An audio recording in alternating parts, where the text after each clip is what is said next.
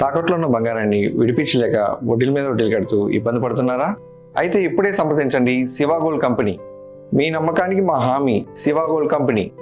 Russia ఇంధన వనరులే లక్ష్యంగా Ukraine దాడులను తీవ్రతరం చేసింది. రష్యాలోని 2 భారీ చమురు శుద్ధి కర్మాగారాలపై ఉక్రెయిన్ డ్రోన్లతో విరుచుకుపడింది. రష్యా ఇంధన సరఫరా వ్యవస్థను దెబ్బతీయడం ద్వారా ఆ దేశ యుద్ధ సామర్థ్యాన్ని నీరుగార్చడమే లక్ష్యంగా ఈ దాడులు చేసినట్లు ఉక్రెయిన్ అధ్యక్షుడు జెలెన్స్కీ ప్రకటించారు.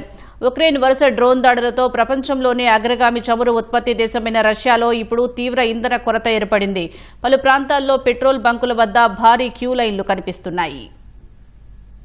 ఉక్రెయిన్ రష్యా మధ్య పోరు మరింత ఉద్రిక్తంగా మారింది. రష్యా ఆర్థిక ఇంధన మూలాలపై దెబ్బకొట్టే వ్యూహాన్ని ఉక్రెయిన్ సైన్యం వేగవంతం చేసింది. తాజాగా రష్యాలోని క్రాస్నోడార్, యారోస్లావాల్ ప్రాంతాల్లో ఉన్న 2 ఆయిల్ రిఫైనరీలపై ఉక్రెయిన్ మానవరహిత డ్రోన్లతో దాడులు చేసింది. ఉక్రెయిన్ సరిహద్దులకు సుమారు 300 కిలోమీటర్లు, 700 కిలోమీటర్ల దూరంలో ఉన్న ఈ రిఫైనరీలపై దాడులు చేసినట్లు ఉక్రెయిన్ అధ్యక్షుడు జెలెన్స్కీ సోషల్ మీడియా వేదికగా వెల్లడించారు. రష్యా యుద్ధ సామర్థ్యాన్ని బలహీనపరిచేందుకే తమ దళాలు ఈ ఆపరేషన్లు కొనసాగిస్తున్నాయని జెలెన్స్కీ స్పష్టం చేశారు. ఉక్రెయిన్ చేస్తున్న సుదూర దాడుల కారణంగా రష్యా యుద్ధ యంత్రానికి ఇంధన వనరులు తగ్గుతాయని ఆయన పేర్కొన్నారు.